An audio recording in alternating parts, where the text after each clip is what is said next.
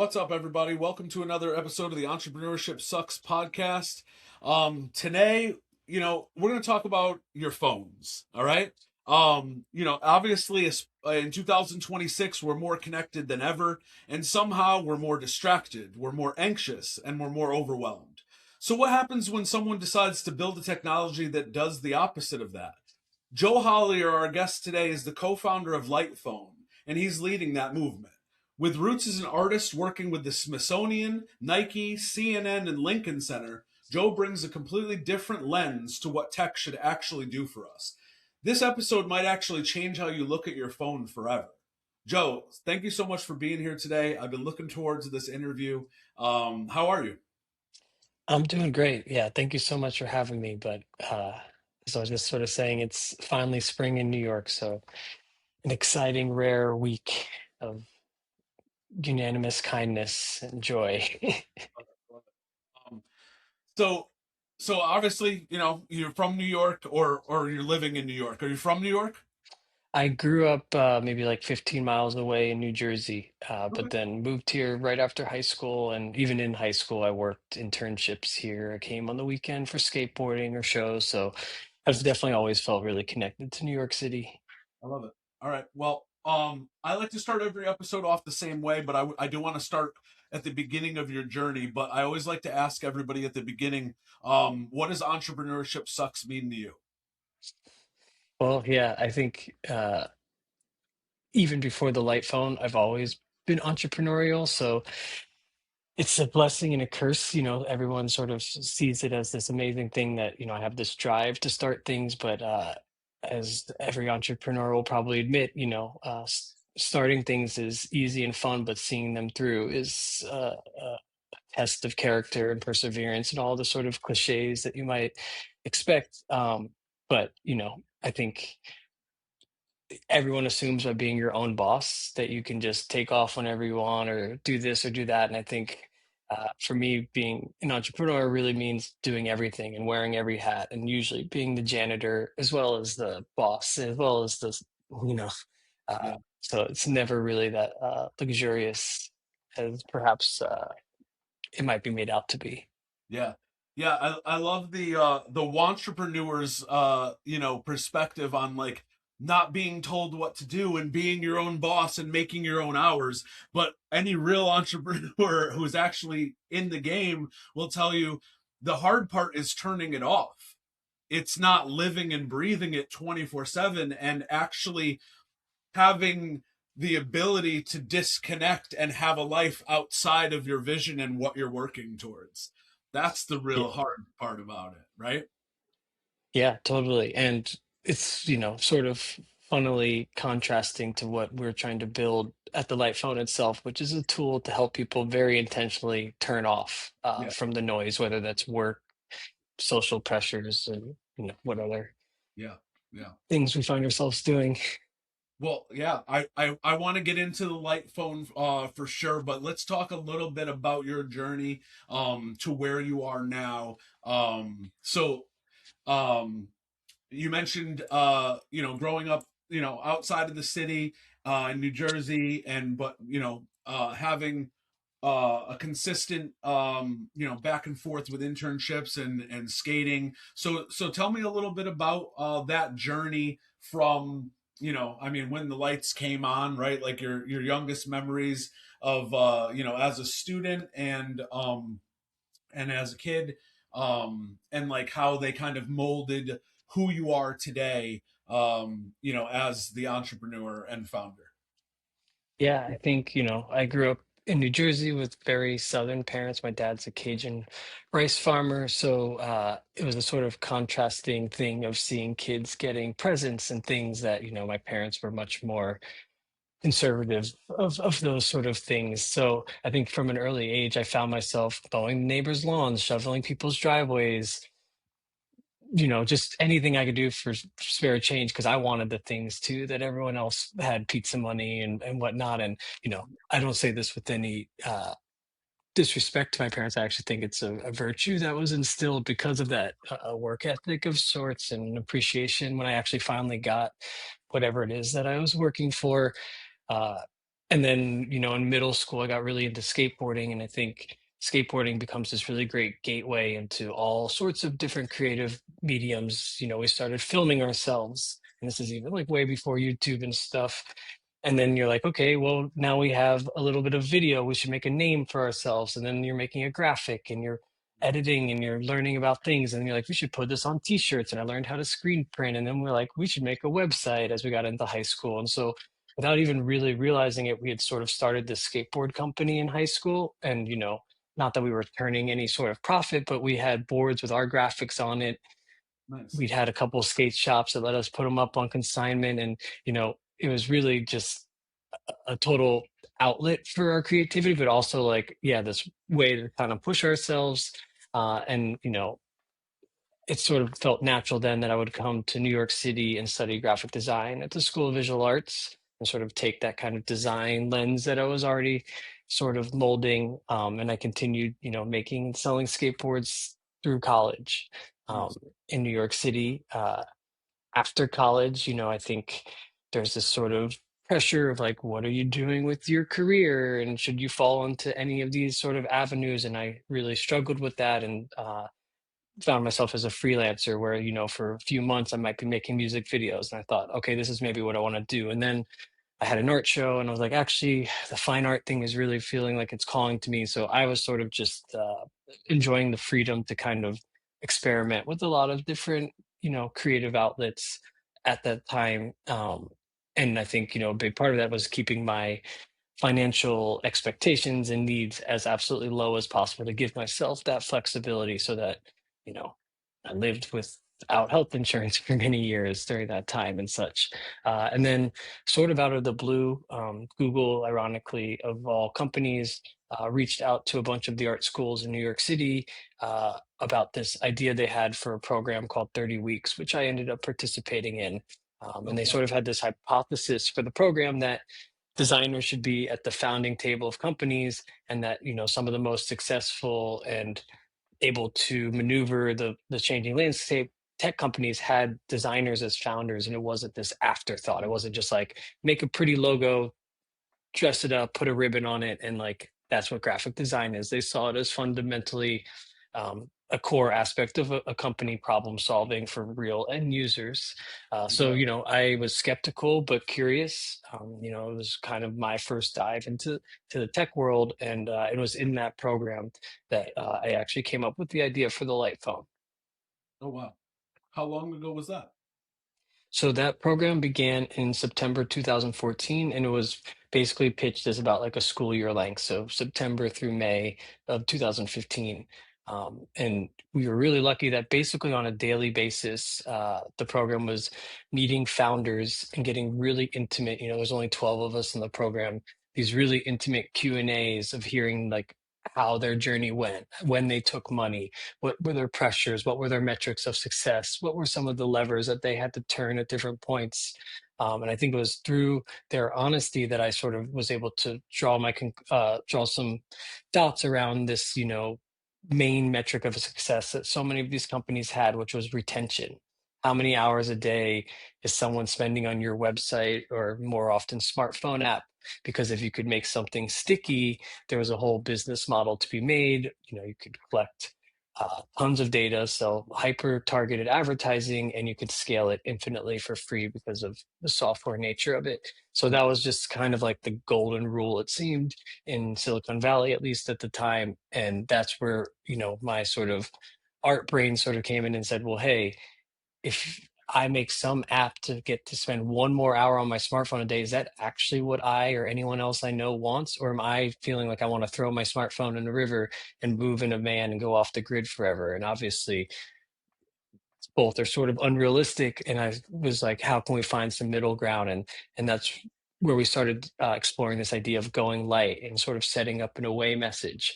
And calling back to a time when I grew up with the internet where it wasn't in your pocket 24/7. I still had a family computer I could go on all the time. I was allowed a lot of free reign on the internet, but it was one chair in my dad's little office study. And when I left that chair, you left the internet behind. And I wanted to encourage people to carve out moments of their life. And we started hypothesizing what that might look like, doing tests with flip phones actually for a couple of weeks. And that's really how we came to come up with this idea for the light phone. I love it.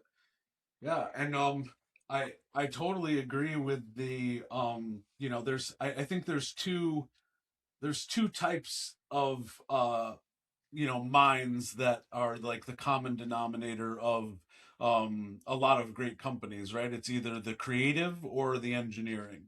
uh and if you look at most of the great companies that we've had, it's been those people at the founding level. um I love that I really feel like, especially now in 2026, with AI kind of leveling the playing field on all these skills that would have taken years to master.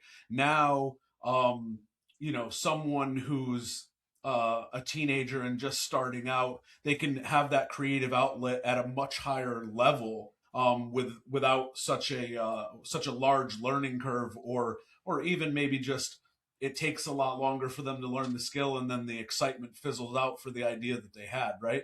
Ideation to market has just become so quick, um which is incredible for my son's generation. um awesome. Well, the Google opportunity led to the start of, I didn't know Light Phone started that far back. It's so I'd love to discuss what now, like over the decade and some change, that since ideation, the uh the exponential need for what you were building, right? You look at now what we're seeing with the lawsuits against Meta and things like that. And it's incredible that you even back then realized like this problem isn't going to get better, it's probably only going to get worse, based on that slot machine mentality that the big tech companies were pursuing all of their creation with, right? Like, how do we keep people as sticky and in front of our app as much as possible? And even you even notice when like when Facebook decided they didn't want you leaving the app to go browse the web, they made now they have their internal browser, and like even their ad platform is structured to where you're incentivized to keep people on platform, and your CPA is cheaper, unless or if you versus if you push them off platform. um it'll be really incredible to see the evolution of I think you're on what, version 3 now of Correct. Yeah. Light Phone. Awesome. um so tell me a little bit more about this journey, because like now that I'm thinking about all this, like you started this in 2014. That's when I started kind of Instagram marketing, and we really stepped into this attention era, right, where it's like um that's the biggest asset is where's the attention, and for marketers it's where's the undervalued attention, right? So tell me a little bit more about this journey and what you've witnessed and really experienced throughout this process, because it's such an interesting perspective from somebody who is all in on what you're all in on. Yeah, totally. It has definitely been a very changing landscape. And I think, you're right. At the time, I sensed that if the business model itself is tied to us needing to spend more and more hours a day for them to keep increasing revenue, that it inherently seemed counter to our quality of life as, humans that need fulfillment and purpose and all these other things, and hopefully aren't spending 6+ hours a day on our screens. So I think the general attitude was like I started pitching this phone idea. And we called it your phone away from phone. The original light phone actually only had phone calls. And, I think at the time I was self aware enough to know that like I couldn't dethrone the smartphone, but that we could try to carve out these moments that we called going light, where a user could, intentionally leave the smartphone at home. Their calls would kind of forward to their light phone. They could have 9 speed dials saved, but really it was about not using the phone at all. And so I started pitching this idea. I had just a piece of plastic and some Photoshop. And, I was very lucky to be able to put the idea in front of so many of these, experienced investors, founders, and just sort of like tech thought leaders. And we got a very polarizing reaction. Some people were like, wow, email is actually ruining my life. My kids don't talk to me at the dinner table. This is something I could really use. I want to unplug from the, constant work cycle. And then other people truly couldn't grasp it. And we're like, this is the dumbest idea I've ever heard. Our entire portfolio is moving in this direction. Everyone is gung ho about smartphones. Smartphone, there's going to be an app for everything. This is the future. They truly couldn't even grasp the idea of like wanting to disconnect. And I think even when we eventually got to the stage of launching a Kickstarter campaign at the end of this program, and we were sort of inviting a more general consumer, there's so many people that were like, why would I pay $100 for a phone that does nothing? And I think now, if I were to just sort of jump 10 years later, like no one asks me that.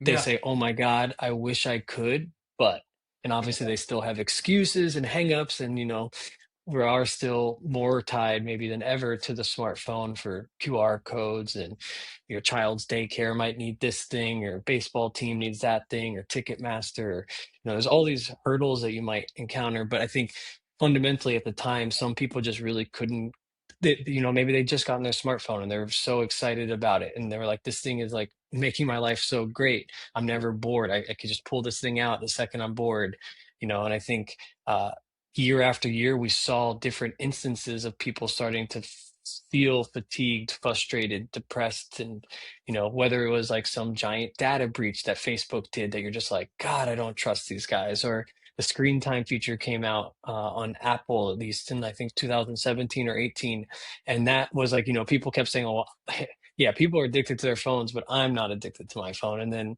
confronted with cold hard data, you're like, well, gee, I spent 6 hours 6 hours, and you can start to do some math. I think on an industry level, it started to say like, wow, even Apple's own CEO is admitting that this is problematic Yeah. to some degree. Not that they've made any resounding changes in in their direction. And then different books came out. The pandemic came out, or the pandemic happened. I They think probably people got even. making you aware of the problem, but didn't present a solution to it.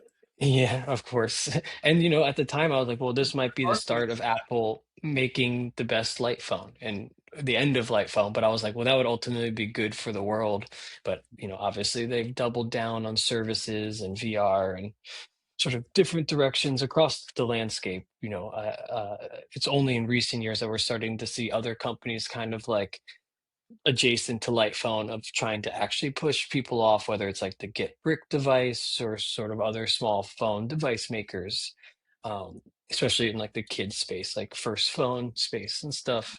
Uh, Pandemic happened though, and I think Well, yeah. now people are doing school on their screens. Their entire work life is on screens. They're talking to their family on screens. So I think people then like really like, you're like, well, thank God these screens allow us to have some degree of connection. But at a certain point, it was just this kind of screen burnout. And then the Social Dilemma film came out. That was another sort of big turning point. So there's all these sort of moments that add up, and for different people it's different things, but a common thing we see with light phone is someone hears about our phone vaguely intrigued, and then maybe it's 6 months later, a year later, 3 years later, it's kind of like set some seed in their mind, and now they've reached a breaking point where they're like, actually, I'm sick and tired of this, I'm ready to change. And I do see something like the light phone as a lifestyle change more than just a product, because it's not just like, do I want red shoes or blue shoes? You're literally like, Yeah. am I Well, ready to go that's digitally still where sober? It's like changing your diet, or going to the gym. It actually takes work. You can buy a blender, but if you don't buy vegetables and still eat snack food all day, you're not going to see the changes. So um, it's been really interesting to see. Yeah. how that conversation has evolved in the last 10 years. And it's exciting to see things like that lawsuit that you mentioned, where for the first time, maybe ever, social media is finally starting to be held accountable. They kind of always had this like blanket cover of free speech, but they were able to prove that like it's not, it's actually by design, and the mechanisms and the willful ignorance, that you read these papers and like they knew exactly what they were doing, and yet they continued faster than ever. Yep. Yep. Yeah, it's interesting that you chose the analogy of it's not choosing shoes or blue shoes. No, it's choosing red pill or blue pill, right? Like Yeah, that's you true. try to disconnect from the matrix forever. I love it. I am actually, while we were talking about this, and I'm thinking about the whole evolution of everything, right? To where like I'm a firm believer in. Have you ever read the Kabbalion? No, but Okay. familiar a little bit. You're familiar with like the Hermetic laws, right? And one No. of them is it's I believe it's called the law of balance. I'm not exactly sure, but it's basically that the universe demands balance, that if the pendulum swings in one direction, it has to swing back in the other direction, similar to what you were referencing about like finding this balance in the middle, right? Um, and I think we're at a point now, like when you look at what OpenClaw is capable of, I'd be curious to know if the next evolution of the light phone is having the light capabilities while AI does everything else in the background, because that sounds like an amalgamation of both smart and light while not having to miss out on the things. It's you have this, you literally just said it. People are like, I would love to, but, and then it's this evolution of like, I can't take it anymore, this breaking point. But what about the integration with an open claw where it still is doing everything in the background? You're just able to be present and disconnected, but not missing out. That can crunch that uh that life cycle of a buyer from months down to instant. Yeah, I mean, without going too far down it, like I think we've always just tried to say our position isn't anti-technology, but it's seeing technology as a tool. And so, one of our biggest bottlenecks is we're a super small team. And so when we launched the Light Phone 2, that was the first one with a screen in like what we call the Light OS. And you could actually do more than just phone calls. You could start to add an alarm. And then we added a calculator. Then we added, and it was a very slow rollout of features. And, some features you would consider almost like a given. Like at first you couldn't move the cursor, at first you couldn't copy and paste. Then we added spell check. So, we added these very basic functions, but at each point we added it, it lowered that barrier of entry for a potential user. Now that you have directions, people were really afraid to have a phone without directions. Now the light phone supports directions.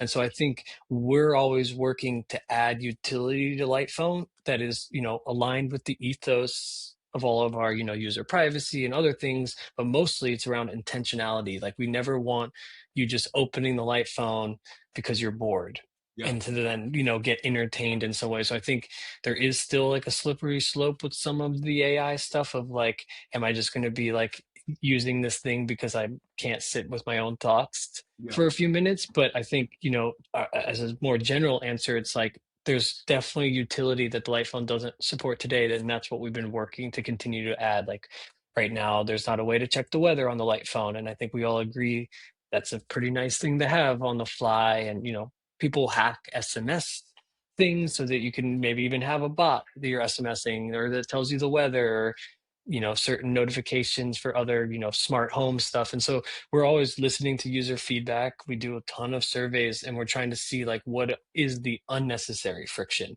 and how can we remove that, but without, the opportunity that comes with necessary friction of any real lifestyle Yeah. change. Yeah. I mean, I look at it like this, and um, I look at the wealthiest people I know, and they have their executive assistant, they have someone who is the barrier between them and the noise. And they live their The life. luxury of, that. Yeah.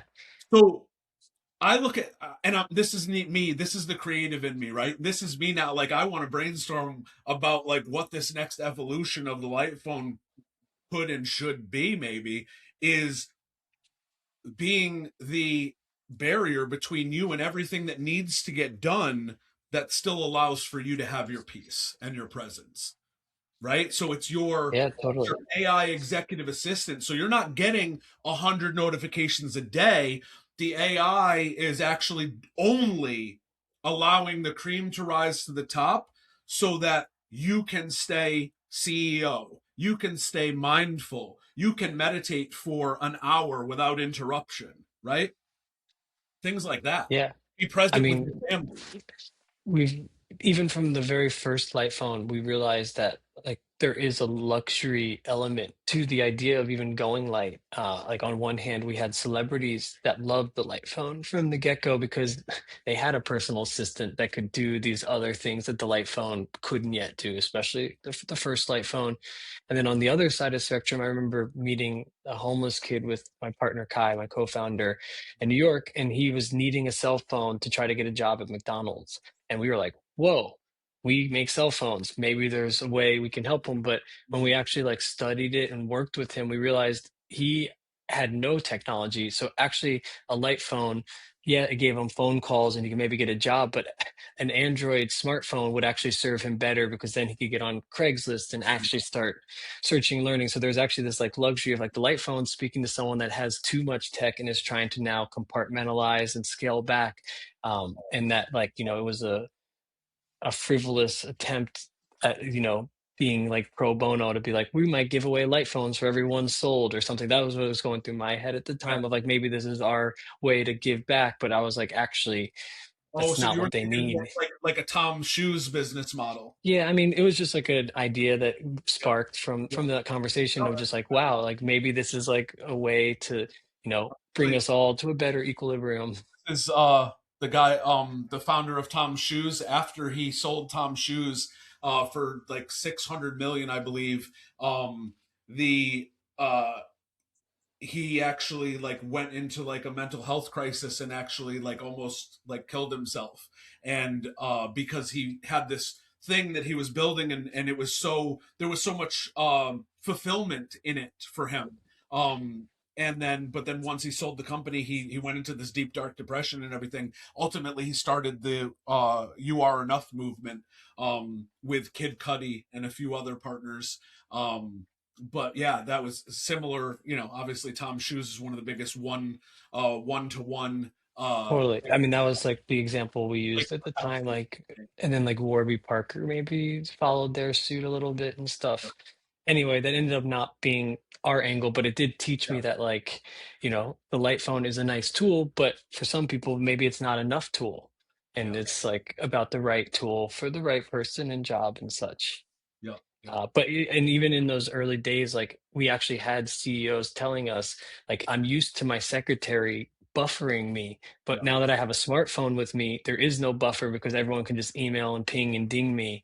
And yeah, I actually lost this, like, call my secretary. People are now just yeah, hitting me up constantly and I can't focus. yeah.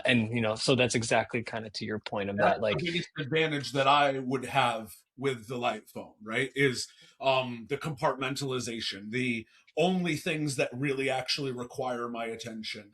And Yeah, I mean, that's for me. I look at. I want to ask you a question also. Actually, is the being the producer of hardware and software, has that been an advantage or disadvantage for you guys in your growth? I would say, you know, overall, it slowed us down pretty significantly because I went the most blue sky of like customizing all of the hardware No, and building the software from scratch, which is incredibly ambitious, especially for a company whose business model is quite honest and not very aggressive in a VC term. So we weren't raising nearly the kinds of money that typically would be raised for an endeavor like this. We have a great group of angel investors, many of whom come from tech previously, that are investing as individuals that are like, we want the world to have this. But we never had, extra money to really pull it off. So we've always kind of been bottlenecked by either hardware supply, like as a small hardware company, you have to order some of the components 6+ months ahead of time. So it requires this like financial down payment when you're not going to have product for many months. And so we've always been in a pre-order state for almost our entire existence. And it's great that we do, fulfill in these kind of small batches, but we've always known that if we could just make a ton of phones and have them available, that people are like ready to go light. They want to go light today. They don't want to go light in 3 months. I mean, they do obviously, but like Yeah. there's that kind of urgency. And then on the software side, I think as I kind of alluded to with like not having spell check and not having the simple things, it's just been a rather slow process. I think on one hand, it's been good because we've built a really patient core group of users that are like so incredibly aligned and happy and actually proud to be a part of that process. Many times users, like, we make ourselves very available as the founders. It's almost to make up sometimes for where we lack in continued feature rollout. And someone might come with a really good idea for like a super simple shortcut or something in the phone. We'll implement it a few weeks later, and that person feels now an ownership Yeah. that he's a part of it. So on one hand, it's slowed us down because I think if we were to able to have directions and phones available on day one, we might have set ourselves up for a different trajectory of success. But on the other hand, it's been a really great process to build this small and mostly sustainable independent hardware company. And I think we're going to start to really see the fruits of that in the coming months and years, as like now we actually have this whole ecosystem that we're building. We're not relying on someone else's app to do the tool that we're trying to do. So, the long-term vision was to make this complete alternative so that you could carve yourself away from big tech at whatever steps you felt necessary for you. But it was, ambitious. And so it was a painful ride to get from that Kickstarter, the second Kickstarter, the third pre-order to, trying to deliver on the promise. Um, Yeah. I mean, I can definitely envision a multiverse where you guys become a powerhouse because apps are on their way out. I think with AI we're going to be more centralized, more simplified, and it's going to be more API integrations and MCPs than it is apps. Nobody's going to want to have 100 apps, 200 apps on their phones. You know, every to time do I one thing fly, once every 6 months or something. yeah, Yeah. like it's like now I'm getting notifications. I use an iPhone and a Google Pixel because just I have to have both worlds, honestly. But now I get notifications like this app hasn't been used in 6 months. Do you want to delete it? Things like that, right? Like so like I think especially now, I think you're at a very pivotal moment in your journey. There's going to be an exponential growth point if you maneuver properly, and I would love to know what you can share about like what the future of light phone looks like from your creative perspective. Well, I think one interesting development I can talk a little bit about, we haven't publicly announced it, but it's something that I've been, talking about with users openly forever, at least expressing our interest, but I think it's going to get a lot more real soon, is that, we came from this kind of community background and crowdfunding and, we pitched in this Google program. We said, we want to make a phone. I keep saying we, I have a co-founder, Kai, who I met in this program. He's amazing, wouldn't be a light phone without them. So we kept pitching this, and people were like, "It's so interesting, but would someone buy it?" So the power of the internet.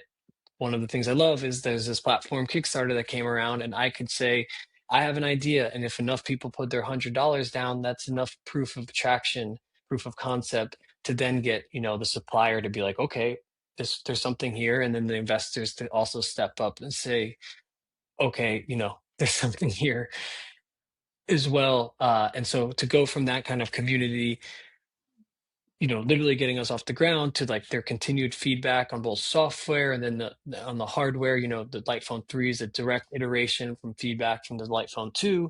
Uh, and I think what we're looking forward to is there's been a great community, especially with the Light Phone 3, of like modders and hackers, which, starts to sound like a slippery slope of people like hacking the Light Phone beyond its current functionality. But I think what we're seeing is like people are having fun making tools that actually are aligned with our ethos. It's not like they're like adding Instagram or some other thing. They're just like, I just want this one other thing. So I think we're in the process of building out tools to actually make it easy to develop for the light phone and to open it up so that users can begin to have a community of sharing different tools. And obviously we'll still have our like hard lines of like what the light phone will never have, which is essentially no social media, no internet browser, no email, and no news, like no infinite feed, nothing that you want to check and recheck. So I think while maintaining that intentionality, protecting user privacy through keeping everything really open source. Uh, and we're not looking to make any sort of commission like an app store. We're hoping that we can garnish people that want to support a vision of a very different phone ecosystem. And I think there's a lot of developers that are really hungry for something like that. And I Mm, think that would benefit more end users. So I think, it's really us taking the next step at trying to create this alternative to the smartphone where in all reality, with our super small team, it's going to take us a really long time to build each and every one of these niche things. And some of those niche things are like a guitar tuner. Like that's awesome. If someone wants a guitar tuner on their phone, playing guitar is a great way to not use your smartphone. Uh, but realistically, there's probably such a niche amount of our users that want that it would be so low on our priorities, we might not get to it for a few years, mm, potentially. So I think that's where we see this, sort of open sourcing of sorts as a really great way to kind of keep pushing forward. And continuing to get feedback. Like, I sort of feel pretty strongly against AI, but maybe there's a day where that changes in different ways, or there's different AI models that actually are more aligned with some of the things we're doing. So we remain open-minded, but kind of always just being like, is it a tool? Does it add real value? And does it take away from the experience of going light? And I think that's going to be really exciting for us. And the new Light Phone 3 launched about a year ago. And so I feel like we've only barely scratched the surface of the potential of this device. It's been a real big struggle because a week after we launched, the trade war kicked off.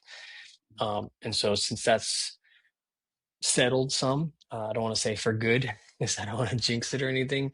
Now we're dealing with some supply chain issues from AI data centers. So we're running with the punches, but it seems like there will be a day when we can get enough of these phones made and the software will be far enough along that this really becomes a viable option for potential people that are like, yeah, I'm fed up with it. yeah. Yeah, I love it. I think the open source of sorts, like you mentioned, basically just being almost having like an ethos of filtration as the foundation of that open source nature, right? Yeah, Uh, and like, I think none the of the order of people that. building these things are going to have business models tied to attention economy. We want to allow people to tip them outside of us and such, like in a more traditional, like, open source way. And so, developers might make a little bit of money and have some fun. And, a lot of times it's even like younger people that are like having a lot of fun learning these tools and putting them to use and then getting to see it on their phone and other people's phones. Like that's a really empowering thing. And so, it'd be great to see like maybe a kid gets a light phone as his first phone and he starts making his own little tools. And, that could open up a whole world for him that like the smartphone's not necessarily encouraging when it's just like download Snapchat, use it every single day or you break a streak or whatever Yeah, those weird rules are. yeah, yeah. The gamification and casinoification or whatever you want to call it, right? Okay. Hey, you mentioned something that I think, especially from your experience and your mind, would be very interesting for me and for the audience. Is you mentioned, you're not on board with AI. You're fairly against it. Okay, elaborate on that with me a little bit. Let's go down that rabbit hole for a Well, I little bit. guess, on a personal level for what I do tend to do day to day at Light Phone, I haven't really found a benefit or use for AI in that. I think there's definitely a world where I could rely on AI, but I think what I so uniquely bring to the table for Light is my authentic self. Mhm. I'm really skeptical to imagine a world where that can be divvied off even to another employee, but let alone to some sort of AI model. That's not to say that as a company there's an anti-AI rule of sorts. If people find it important, I know Kaiway's used large language models to like filter through surveys and try to gather different insights, and it's really good at doing things like that, parsing large amounts of data. So like I can totally see the value, but I guess on a personal level, I haven't yet found a need for it in my day-to-day process. I mean, something you said about filtering notifications, that seems like a potentially interesting and on-brand use case for it. So, I'm always hearing out my friends and seeing how they're using it as artists and designers and developers. Someone that used to work on our project, she was telling me that now she like manages 9 AI coding agents, and like how there's much more of a project manager role than actually her writing code herself. And so it's interesting to see the ways that it's changing like the work side of it. And I'd say, you know from the light phone device, I'm not sure I've seen an example like maybe one example I could share is like a while ago Kai and I tried to make a GBT to see like how we might use it while out and about, and like what information. And the only thing that we sort of found people doing with it was looking up the phone number or hours of places. Like everything else still kind of felt a little frivolous, like when was this guy born, or who was in that movie. But like the actual thing that was valuable was being like, how long, when does that store close, what's their phone number. And so we made a directory tool that you know is an AI, but is even better suited to solve that. Search a place and you see all the hours, a little review, get directions there, you can call them all in one push. And we're like, if this is something that people are missing, let's add it. But AI didn't seem to like do that better than just building a directory tool using like the Google Places APIs. So, Yeah. I think it's like we're open-minded, and when there's a time that there is an example of things that like a utility that AI allows us to do on the light phone that we can't currently do or find a better way for, I think it would make sense. We do have like a voice to text engine on the phone. We pay for it so that it remains private, but it uses large language modeling to transcribe text. I don't know if they call it AI. Oh, I guess they do. Yeah, the company's called Rev AI. Yeah. So, like there is parts of AI being used. Maybe there's a world where eventually there's a language model like in a la Siri-esque, where you're like, set this calendar reminder, and you're like allowing for even less screen time. Kind of to like your initial thought is like, is there a world where like it can get even lighter than the light phone with AI? And I find that interesting. I don't know if you're familiar with like the Humane pin or some of these other like AI phones that tried. And I think on a high level it seems like we're the complete opposite, like slow tech versus like the fastest end of tech. But I think we're actually doing something related and interesting, was just trying to break this one glass rectangle with all of the same apps, whether it's Samsung, Apple, Google, etc. And so I actually found some kinship with them, and had done a couple of panels with team members of their company. And I just was like, I think there should be more options for different kinds of phones. And, maybe the light phone appeals to one type of user and that might appeal to another. So uh, I try to stay informed about it all, but tend to have a relatively pessimistic take on AI. At large, the way that it's being perhaps misused by governments, the environmental impacts, and just the way that it's kind of being half-assedly thrown into everything on the internet that maybe doesn't need AI because it's such a buzzword. I think that's where my criticism mostly lies. Yeah, no, I can definitely understand and appreciate that. I guess from my perspective, I'm more of a if not you, then someone else, right? So Yeah, because it's a valid you point. are who you are and you guys have the values that you have, and if you come to market, you have the you have the hardware, right? So you're already in a position that sets you apart from 99.9% of the other people trying to pursue something like this. um and you've been at it for over a decade, right? And you've really got this figured out in regards to what is essential, what is non-essential, right? um and then if you just I use whisper flow on my phone. I don't like to I'm trying to be as disconnected as I can while staying compartmentalized in my connection, right? Notifications turned off on all social media, right? I want to be in the driver's seat, choosing to go into that app to do the things that I need to do and get out when I'm done, right? No doom scrolling, none of it. I just go in, send the messages I need to send, connect with the people I need to connect to, and I hop out. And that's a personal discipline, right? But imagine it's like I said, if not you guys, somebody else. So like this is now I'm getting passionate about this. And if you open source this, I will spearhead something of this nature. But honestly, I don't know what information or if you've seen what's going on with OpenClaw. Do you know what's going on with OpenClaw and like how it's open source and what it's capable of at this point? I mean, I wouldn't say I am cutting edge with the know-how of it, but that's definitely the one that my friends as artists and even some of our Yeah. developer team will dabble with, whether it's on Lightphone or their own personal projects. And Yep. I know that it runs locally primarily and such, so like definitely takes away a lot of the larger concerns I start to have. Yeah. So that's definitely more interesting. I have seen one other example. There's a website called Smarter Dumb Phone. Yep. I've chatted with the founder a few times, and they're sort of device agnostic SMS platform.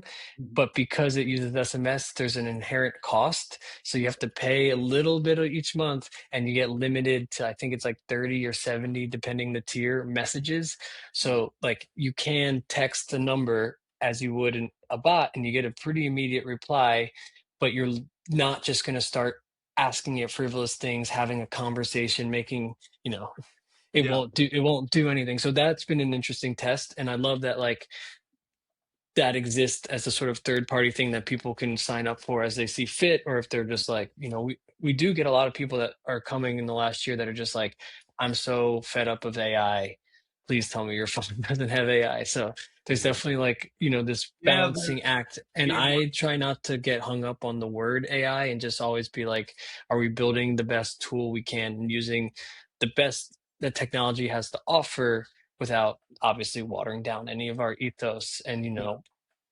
that Yep. goes for directions or any other tool we might consider in the future, Lyft, Uber, to Yep. whatever else. Yeah. Yep. Yeah, no, I truly I see a world where you you guys are the a hardware compartmentalization between the human and all the technology, right? You are that gatekeeper of peace, peace of mind, peace of time. Um, Yeah. I mean, I love the way I use the light phone. I obviously have this laptop, and this is what I consider my work machine. And there's this very physical act in the morning of like, I am now opening work. I'm opening, here comes email. But like on the phone, I can see my calendar alerts for the day. I can double check while I'm brushing my teeth and just be like, okay, yeah, 10:30, I have this call, So I'm like still there. I don't have to open the laptop just to check. So that's like how I compartmentalize different things. And I love that I have a full size keyboard for email, and then at the end of the day, I have this physical act of closing the laptop. And obviously, I'm still available if, God forbid, there's an emergency. Someone on the team knows the level of expectations for a reply. If they email me at 7 p.m., I probably won't reply till the morning. In most emails, that's more than fine. If it needs a little bit more attention, maybe it's a text. And if I'm getting called, which honestly never happens, but yes, then I'm going to get myself to a computer as soon as possible and try to put out this fire.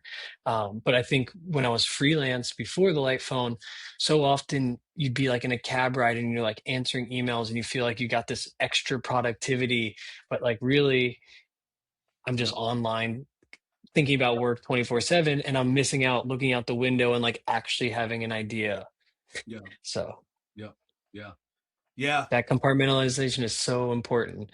absolutely. And whether that's like with a light phone or even just like your smartphone, like you could take email off your smartphone and that might make a huge difference, or social media off your smartphone. But Yeah. we've seen the other side of that too. Your device would be the physical manifestation of the Pareto principle for me, right? And I can just focus on the 20% of the things that are going to move the needle without yeah, compartmentalization I think is everything. And I think there is a market, there's a resistance, like, we're now we're getting into like the Terminator and the Matrix terminology, but there will be a resistance movement, and there will be the AI movement. And I think you can do humanity a lot more good in the AI movement by being the one that cares about how it's used on a daily basis. No, I mean, that's an incredibly valid point. You know, I could have enjoyed a much more peaceful life if I never tried to make a phone company, and just stuck to fine art. But I wanted to make a difference, and by Right? diving in headfirst to the tech world, I was able to say, like, yes, there's already a million billion phones out there in the world, but Yeah, there's none that's quite the way that I'm trying to make a phone. And so the same thing can be done in any degree of technology. Sometimes you almost have to like, yeah, yeah, play in the world that you don't love so that you can enact some change in that world. And yeah, that's probably one of the hardest parts about entrepreneurship. yeah, yep, yep. Do you still skate? Oh yeah. Um, I mean, at 35 years old, the height of ledges and the amount of stairs you're going down changes a little bit, but getting outside, getting exercise, being in the sun with friends, that's like some of the catalysts for even the light phone is like I didn't used to bring my cell phone skating because it was like expensive and you don't want to lose it or steal Yeah, it, yeah, and no one was calling you anyway. So it'd be these like carefree days, and really present in the city. If you're out skating, someone's going to come talk to you. yeah, You're very approachable. yeah. I love it. Yeah, my son's 17. I grew up friends with a lot of skaters, but I never got good, so I just hung out. And I played a lot of basketball. So in the skate park and the basketball court were right next to each other. And but my son has, skated most of his life, and we just moved to Tennessee, and his skateboard's hanging out. I got him, custom built his, with the trucks and everything that he wanted a few years ago for his birthday. Um, and it's hanging up in the garage since we moved down here. And he's like, I really want to start going to the skate park again. He's like, but between school and working out and this part-time job, I'm like, yeah, man, this is life, dude. I'm like, you're in it now. I'm like, you wanted a job so bad because you wanted to get your permit and your license. I'm like, I told you, once you step into that world, it's hard to turn back, man. There's certain doors, once you open them, you can't shut them, you know? Yeah, if you get used to having a little bit of your own disposable income, Yep. it's hard to let that go. Yep.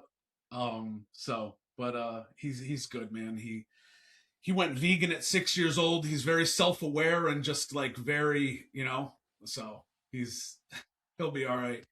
And the skateboarding ebbs and flows. There's been years I skateboard way less. I think, in the 20s of trying to launch this and stuff, I probably skated an all-time low. And then you're sort of like, actually, I need that to ground myself. Let's Yeah. get that back in my life. Yep. Yep. Yeah, and there's I'm sure a lot of your best ideas have come when you were skating, right? Like where you're just empty, you're just in flow, and there's no thoughts really happening, and that's where the inspiration comes, right? It's a meditative state, right? Whether it's Totally. Yeah. I mean, basketball, it's skating, whatever I'm it a is, big you're doing, walker. I love yeah, skating, sitting at the park. And, not every day do you have a great idea. It's not like, someone yeah. goes on a walk once, like, I didn't have any ideas. It's like, yeah, that happens too sometimes. But Sorry about that. You should just quit walking. but if you do it enough times, there will be a light bulb moment, or maybe many light bulb moments, sometimes too many to actually act upon them all. Yeah.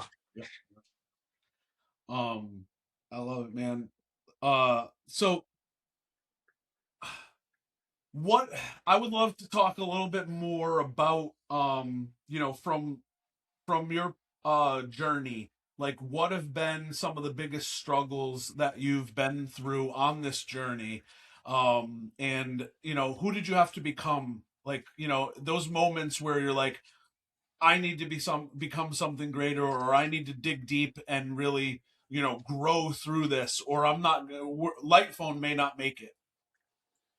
Yeah, there's been many, many of those moments. I'd say, uh, you know, coming into this project, I probably had an extreme amount of naivety towards just what it would mean to make a phone. So launching that first Kickstarter campaign, it's great. We had all these people that are like, this would be an amazing idea, but we were overly ambitious on the price and overly ambitious on some of the spec because we hadn't actually gone through the process of engineering it.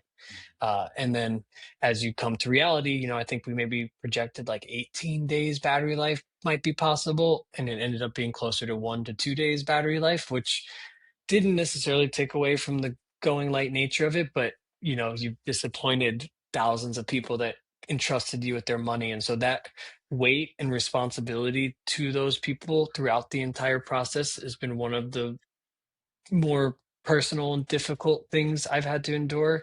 And I don't say endure in any crazy way. It's just a vulnerability. And like, I've learned to get really good at being really vulnerable and honest in those moments. And, I might not have the right answer for someone, we're going to be delayed 5 months because of these certifications or whatever thing is, and someone's asking when X, Y, or Z is going to happen, and I know they're going to not like the answer, but being honest and being open and letting them know my email address and letting them come find me and like making them feel heard, like I understand where their frustration is and like really being human and not just giving them corporate jargon replies. Like, you are right as the customer, and this is the best I can do, and we're trying our best. And and then a lot of times that like turns out someone that was like really upset into like a true believer and supporter, and now they're almost feeling like they're on this David and Goliath journey with us.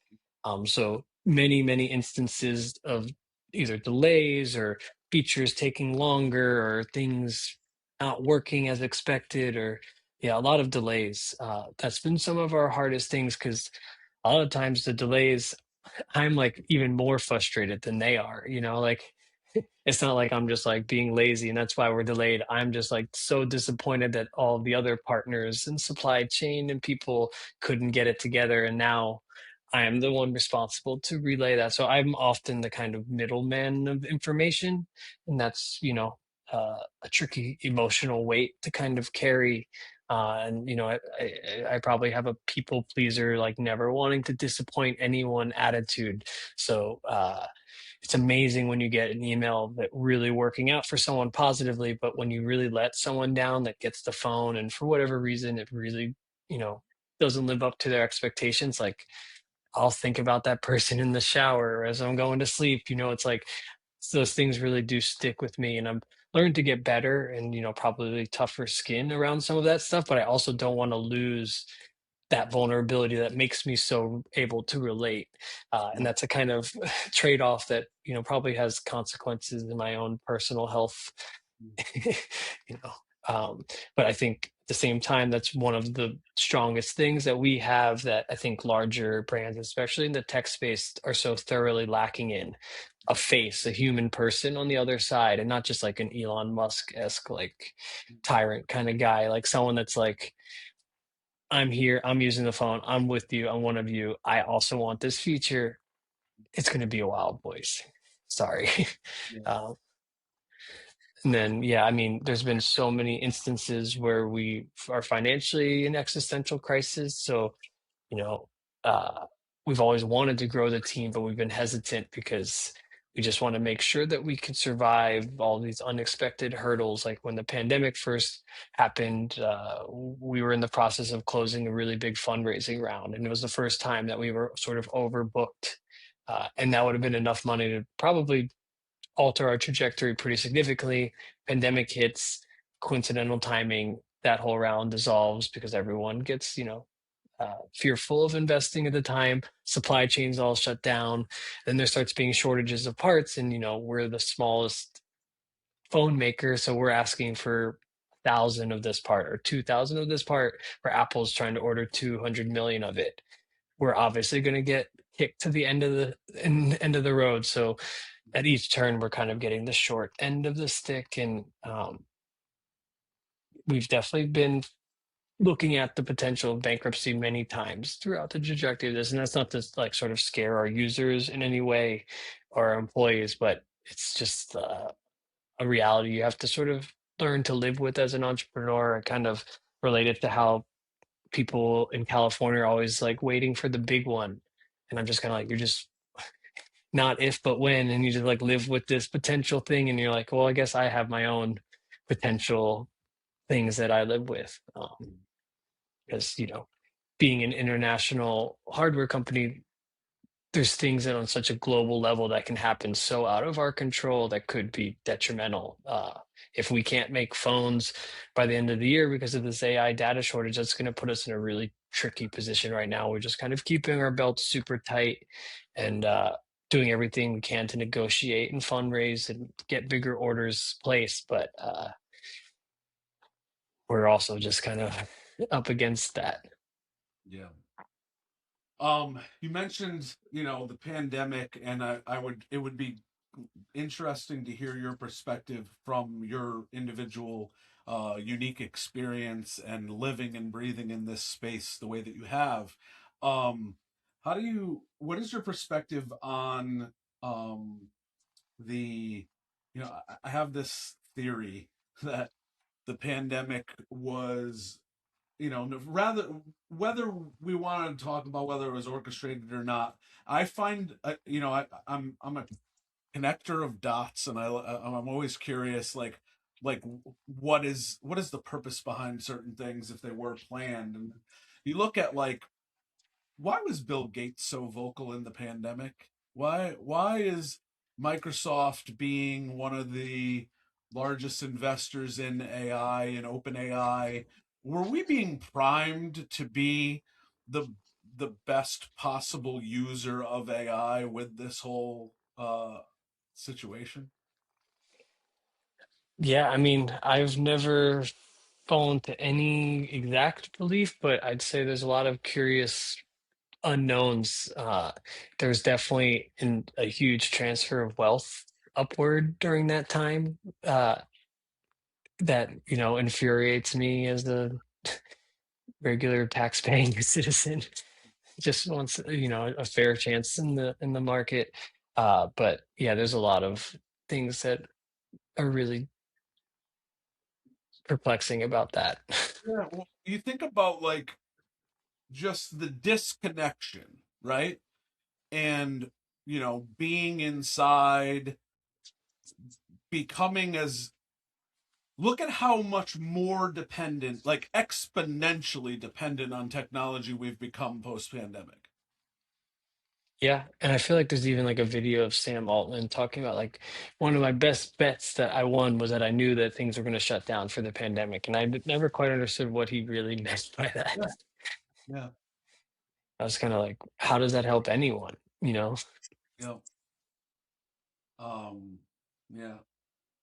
I But think, I think anything that happens, whether like whatever the intentions were, like people are going to be opportunistic about it. So whether it was just coincidence and they saw that as their opportunity to do things, I think is probably more likely it, but I don't know. yeah. Yeah, and it's always just struck me as very interesting why Bill Gates was such a spokesperson for what we should be doing in this time. It's like, who are you? Like, what? Like, of all the billions of people in this world, what authority do you have in this space to just be so vocal about it and tell us what we should be doing, to make it through this? It's interesting. Yeah, I mean, the amount of people from the top down to like cousins that became doctors over the pandemic and had all this medical advice for me. It's pretty funny. Like, Really crazy. Um, this corporation that we live in. Um, really. yeah. Um, I sometimes think of the pandemic as like a fever dream. I almost forget some of the things that we had to go through. I yeah, mean, in New York City, there was a lot of hypocritical moments of just like, how does this actually make us any safer? yeah, But yeah. I Wild. overall like didn't mind some of the slowdown either. Like Yeah, I read a lot of books and made a lot of art during that time, and drank a lot less beer, and was like relatively in shape and stuff. So didn't fall victim to the like opposite of that.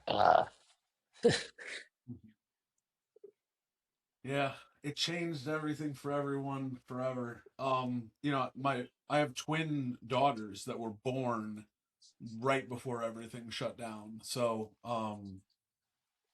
Their formative years are just so yeah, dystopian, kind of. yeah, yeah, absolutely. And yeah, it's just interesting. I took them for their physical yesterday. Um, and it's like kids pouring in and out, and every kid's got an iPad, and they're like, "Why do all the kids have iPads?" I'm like, I don't know. Like, it's because parents just don't want to have to deal with them, I guess. Like, Well, I yeah, I mean, it becomes the ultimate pacifier. yeah, Um, it was just I see interesting. it all the time in New York, like a kid's at dinner and he's looking restless, and the parents just like, "Here's a phone." Yeah, like my daughters, they just turned 7, and like I said, they're twins, and we moved to Tennessee at the beginning of the school year, so they're just like kind of acclimating themselves to like being down here. They got a couple friends that are homeschooled, so like, which is like they don't want no screen time, I don't think. um but it was just interesting that like they were the only kids in the entire place that weren't staring at a screen, and they were driving us nuts, but that's not an excuse to just shove them in front of a screen.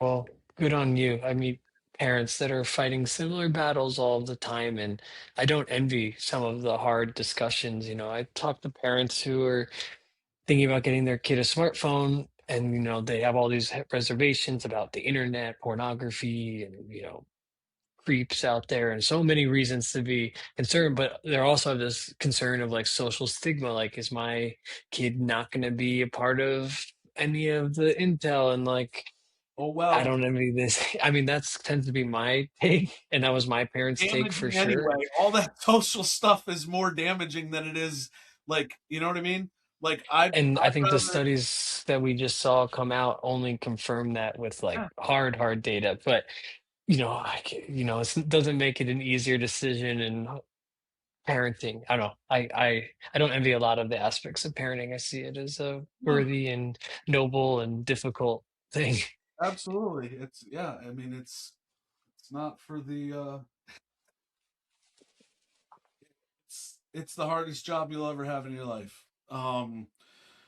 But the best you can do is, I mean, I don't know. I look at it like everybody grows up with their perspective on what their parents did right and what in their opinion what their parents did wrong, and I guess my job is just to minimize the damage as much as I can. That's the best I can do, right?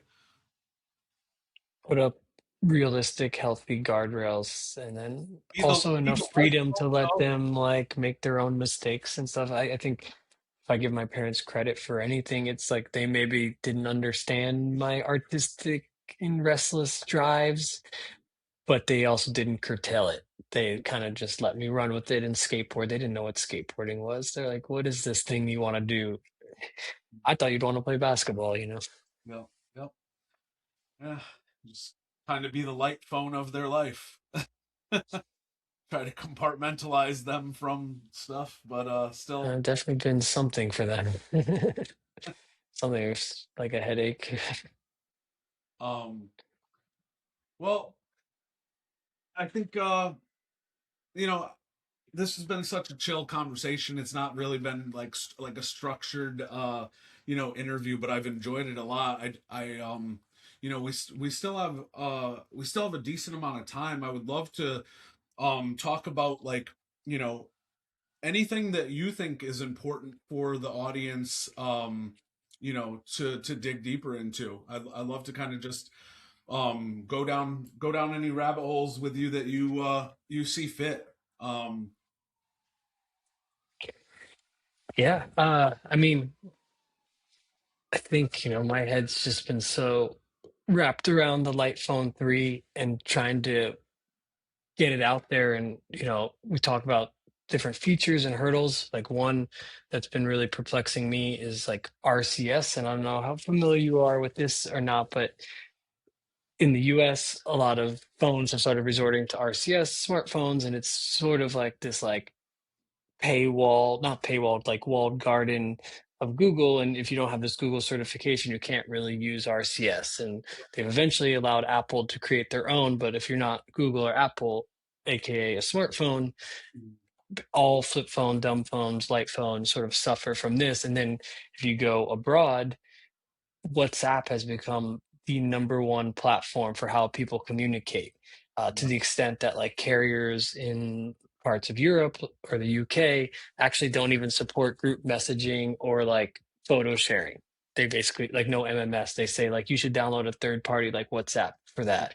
And I just, it's something that's been a interesting one for me because like on one level obviously Meta is like the antithesis of light phone, so we won't want anything to do with it, but I've talked with so many users that are just like, I hate Meta too, but I can't go about my life without WhatsApp for X, Y, and Z reasons. And it's a really interesting thing because we're at this place where like no one trusts or likes it, but we also don't feel like we can jump to an alternative like Signal. And so, that's really like a kind of deep one that I'm always thinking about. And like, is there a world where maybe we can integrate WhatsApp, but it would look very much like how our calls and texts look on the light phone, but just use WhatsApp instead of MMS? Or is that still anti the ethos? And so, I'm learning to find compromises that make sense while also sort of thinking like, how can light not only dethrone the smartphone, but become maybe the future of communication that you trust, privacy, encryption, and not tied to something like Meta that is just such a untrustworthy entity that have proven time and time again to not have our interest at all on their radar. So, I think that's been a funny one. Like, yes, there's the phone and there's all these aspects of the phone, but we're also now thinking like carriers and messaging platforms and just like sort of expanding my vision. And like gotten so upset about WhatsApp in recent years that I'm just like, I want to take them down. Obviously, it's a very, very ambitious thing because of the network effect. Like to imagine everyone switching off of those things is really hard. But I think, I've come a long way in trying and being able to empathize with people that feel stuck to these platforms that they hate while wanting a light phone. And I am like, well, if the light phone was exactly the same, but just sent messages through WhatsApp and allowed you to be off your phone for 5 hours a day, that's still a big win in the scheme of what we're fighting for. So, I think it's something you always kind of learn along the way. Like when I started light phone, my idealism was so high, you know, in terms of compromises. And as reality kicks in, and you not just reality because of things you can't do financially or otherwise, but like you actually learn how closed-minded you can be in your idealizes, like being so idealistic at times. And even with my co-founder, that's been something really interesting. I might say like we should do it this way, and he says we should do it that way, and we end up finding a compromise that's better than my original way. And so it's been really great for me as a designer and artist to do something as big as the light phone, where previously I was so used to being like a kind of one man show, and you don't get nearly as much of a feedback mechanism. There's been so many times I've designed the UX because I do a lot of like the where the buttons go and such, where like I'll design something like original podcast player.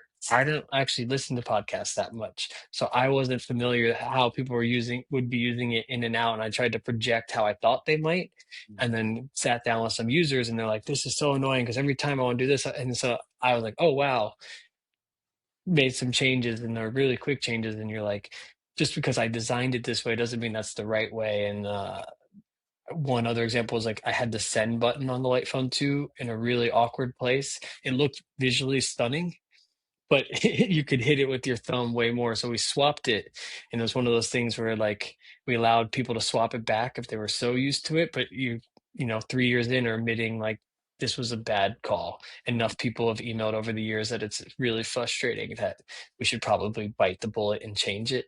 Uh, So there's been some of the funny kind of learnings that you go along the way where, you set out and you're like, this is what I'm going to build. And the same thing happens with an art thing. You like want to make a painting. You have maybe an idea of what you think it's going to look like, and then happy accidents happen along the way, and you end up somewhere else. Or movie making for sure is like that. You didn't expect this scene to happen or the weather to do that, and you're like, actually, that's better than what I could have Mhm. daydreamed. And so bringing it back to AI, it's like I do one fear with AI is like if it just is able to solve things, like will we maybe miss some of those potential learnings along the way? And that's not to say anti-AI, just like being conscious of ways that we can become short-sighted ourselves as users of these tools, any tool. Yeah, that's interesting. I mean, I find myself most of the time telling AI, I mean, in my business, I build AI infrastructures for companies, and we mostly in the sales pipeline. So from like cold lead to sold and follow up and nurture, sequence, segmentation, all that stuff. But most of the dealings that I have with AI, even in 2026 at this point, and it's come a long, long way very quickly. Um, is I'm telling it no, like that's not. I, I'm still driving, right, and I'm still. It's giving me the leverage I need to not need a large team and things like that. But I'm still the one continuing to ideate with it. Like no, like it needs to be It this. hasn't replaced you. No, not even in the least bit, and it hasn't even gotten me to a point of laziness or atrophy in any capacity because I just have a standard of excellence and I have a vision that cannot be replaced. It doesn't AI doesn't have my personal experience, it doesn't have my spirit, it doesn't have my intuition, it doesn't have my all these things, and it never will, right? So at the end of the day, Well, that's refreshing to hear because I sometimes am fearful that people start to think that it can actually get to a place where it can replace all that, and maybe it can. I don't know. The answer is obviously. I mean, I'll tell you what, being self-learning and it can start to have like, we're stepping into an era um, where agentic AI has its own memory and it can learn and teach itself, and that's great. Um, but at the end of the day, the my experience and my personal touch and my personal uh, preferences are never going to be replaced, right? And the people who pay me for consulting, people pay me to build out these systems for them. They're not if they could do it with AI, they would, right?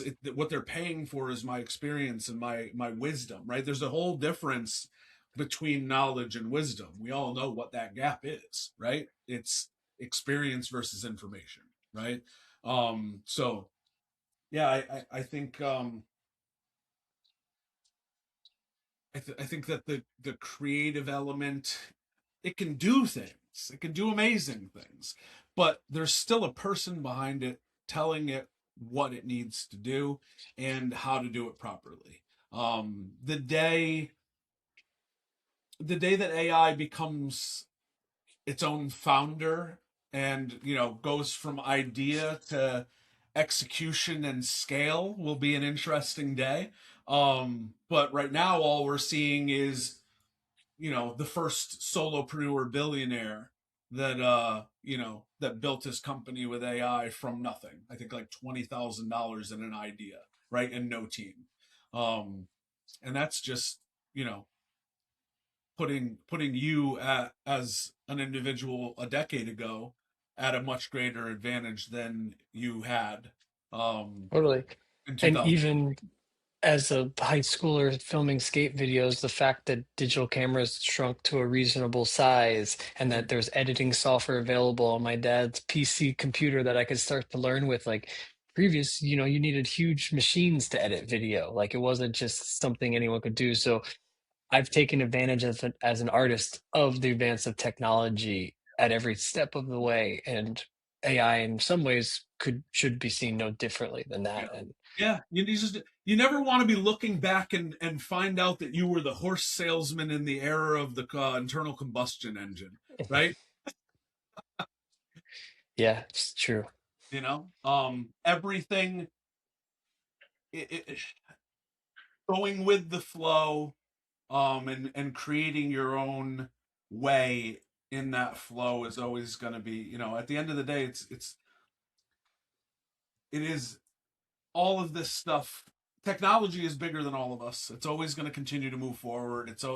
We're, there's that anarchist mentality. There's that, I mean, you're a skater, so you have I you're embody some of the, yeah. programmed in a way by the music, by the culture, to be anti-establishment, anti a lot of things, because that's the vibe, right? And Which there's good reason served not you to trust extremely the well. establishments Yeah, yeah, historically, you know. yeah, yeah, yeah. Yeah, it served you well. It served me well. It's we're all molded by our experiences and our influences. And I think that is I think that's why you've seen the levels of success that you've had with Lightphone, but also why you've persevered through the struggles. Um, is your why is super strong, and it's a beautiful thing. And you know, I respect it a lot. I've really enjoyed getting to know you and your journey, and why this matters to you so much. I understood just from a personal perspective. I get it. It's not like it's hard to understand why, but your why is extremely powerful and interesting. Um, and it's very clear to me why you've been at this for over a decade and why people love it so much. And why you have such a great relationship with your customers. It sounds like from the stories that you've told me, which is a rare and beautiful thing, and I really respect it a lot. Yeah, I am equally grateful for it, but it is interesting because it's hard to scale. There's only one Joe and one Kai, Yes. and only so many hours in the day. So, If you could it do is it an all interesting. over again, if you could start right now in 2026, if Joe and Kai came together and wanted to start this company now, what would you do?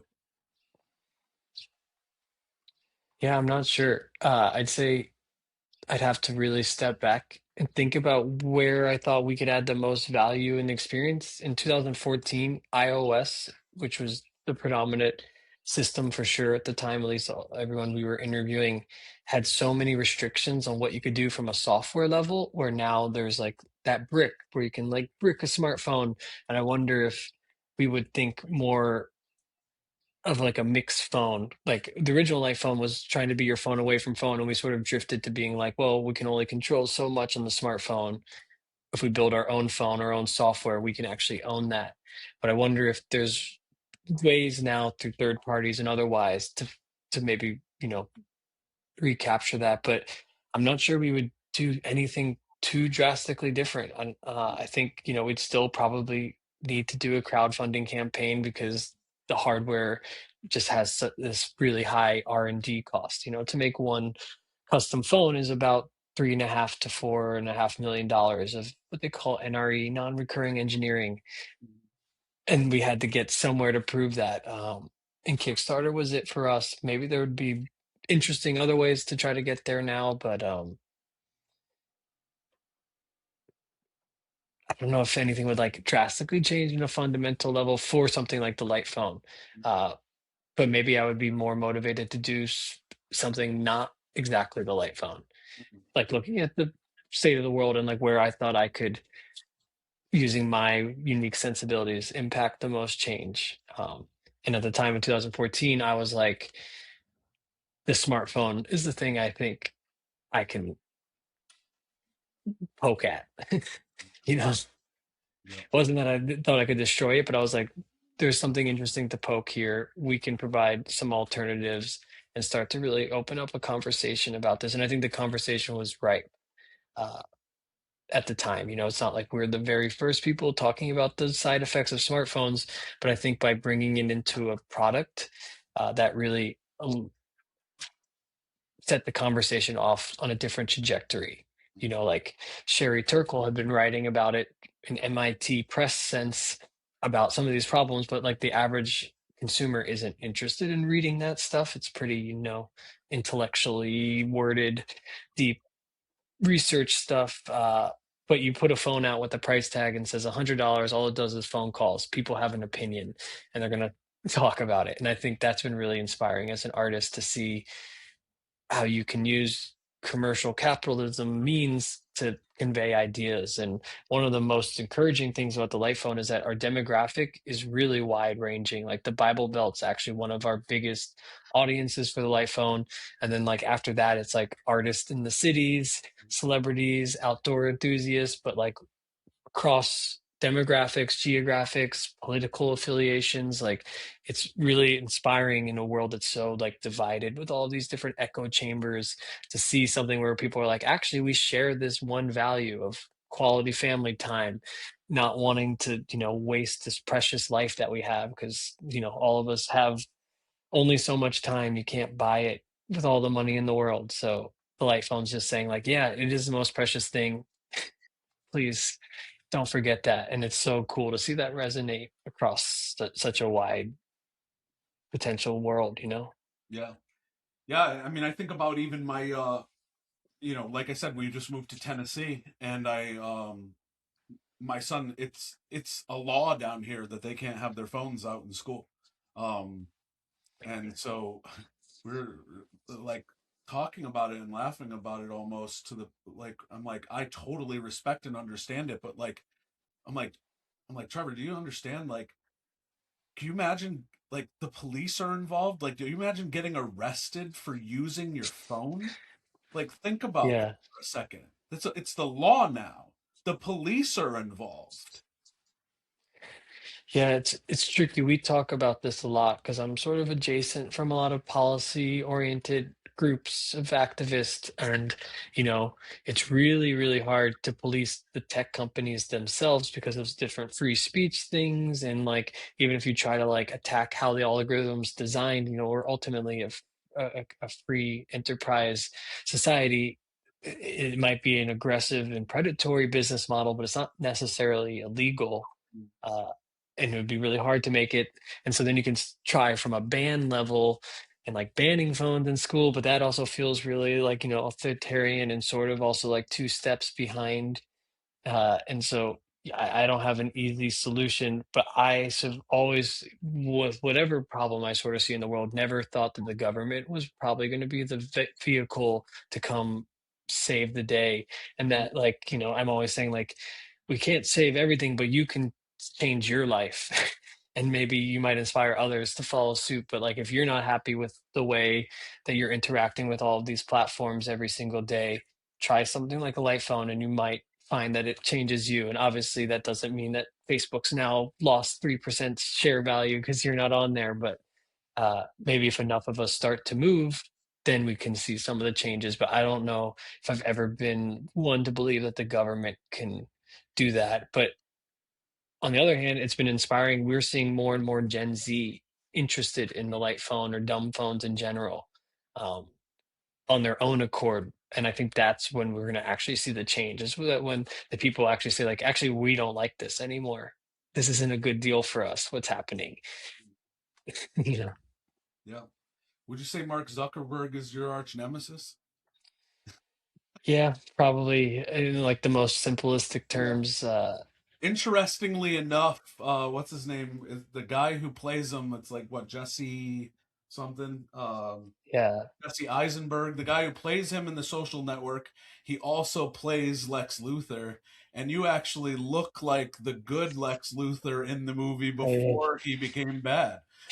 hey, it's This not the is first time pretty. someone has done this full circle, which is pretty funny. Sorry, this has just been living rent free in my head. I had to get it out. I love that. Yeah, because those billboards came out and they're like, you kind of look like the guy. It's The pretty good funny. one before he went bad, though. So, like, just know this might be in the cards for you. You have to stay pure. Don't follow the same trajectory. Yep, yep, yep. This is your George Orwell's 1984. It's your warning. Um, dude, I can't stop thinking about this gatekeeper concept of like being open source, and like I want to just be able to have a light phone but still have everything. Um, working in the background without having to be a part of it, with OpenClaw. Um, it's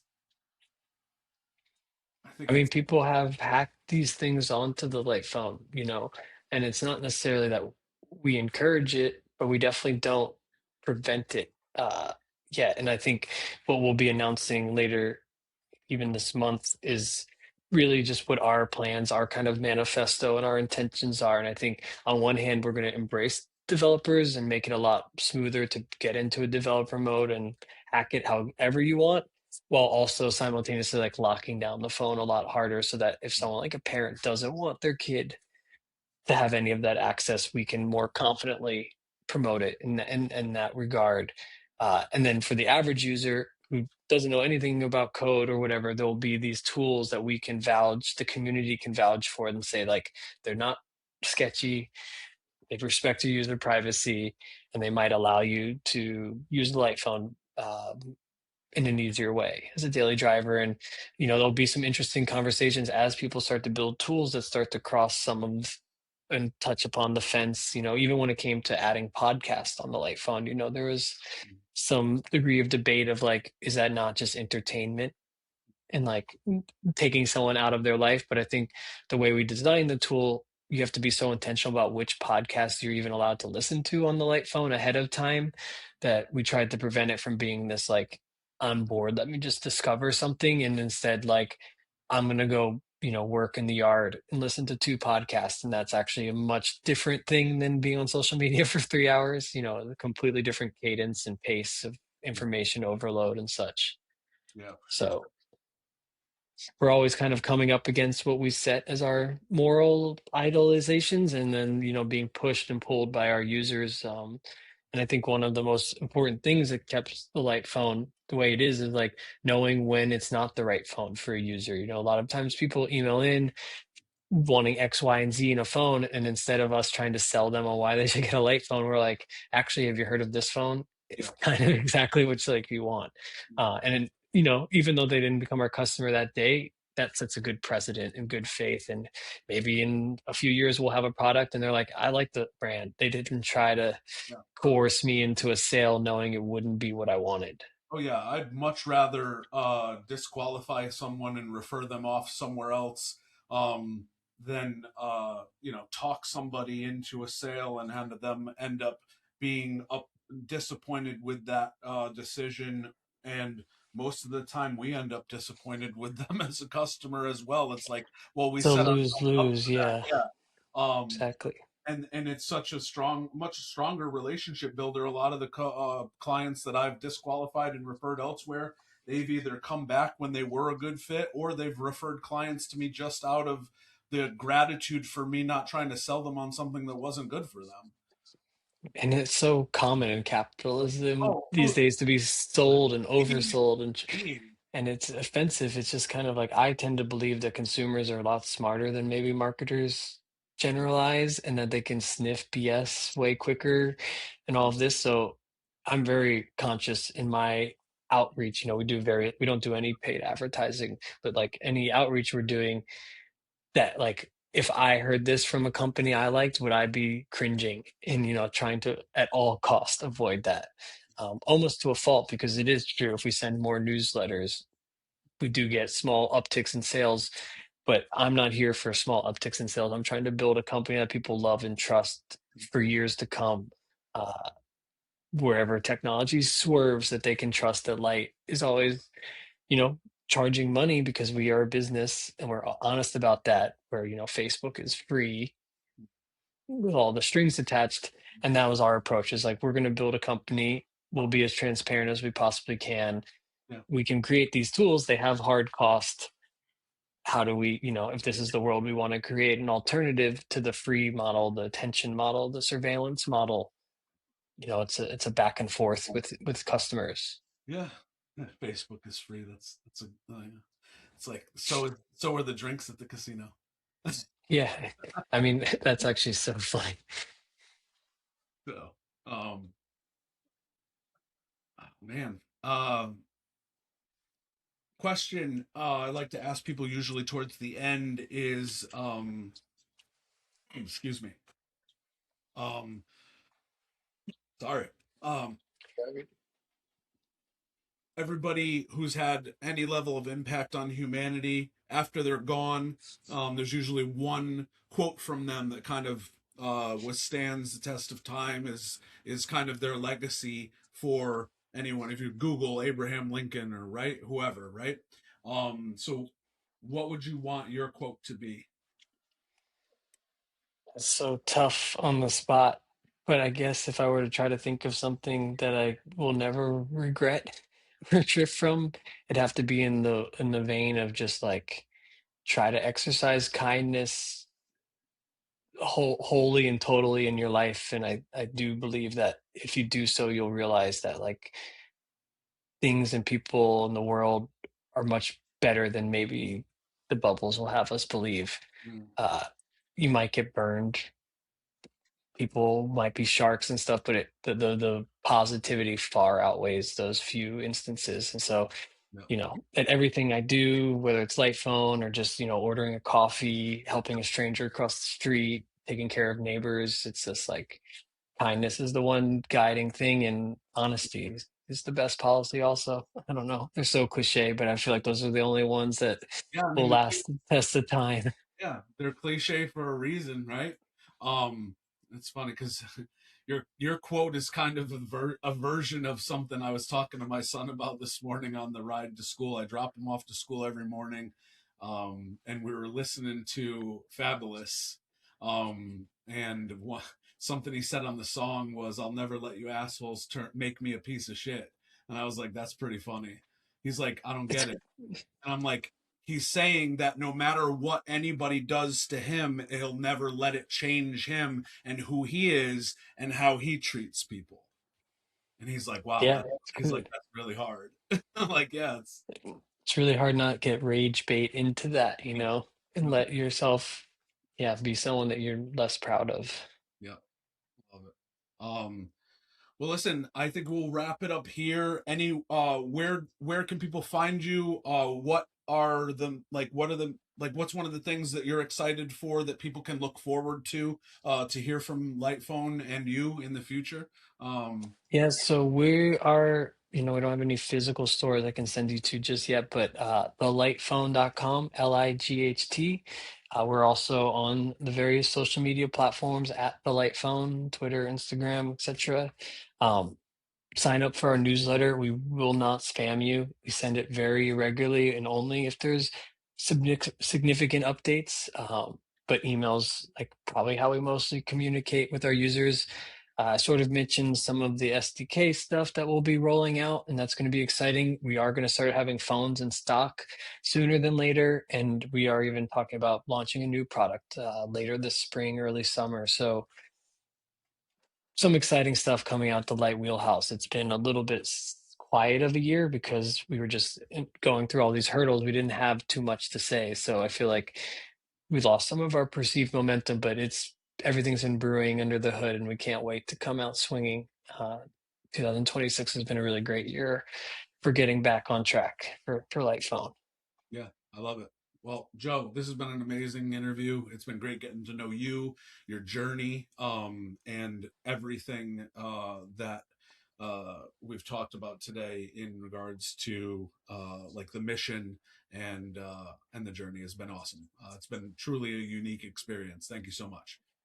I wholeheartedly agree. And I appreciate you even like pushing and putting things in my ear to think about when it comes to AI, where it's so easy for me to just blanket dismiss some of these things, but nothing's ever black and white. So I have some things to chew on after this as well. So thank you. I love it. I love it. All right. Well, everybody watching, listening, thank you. We'll see you next time.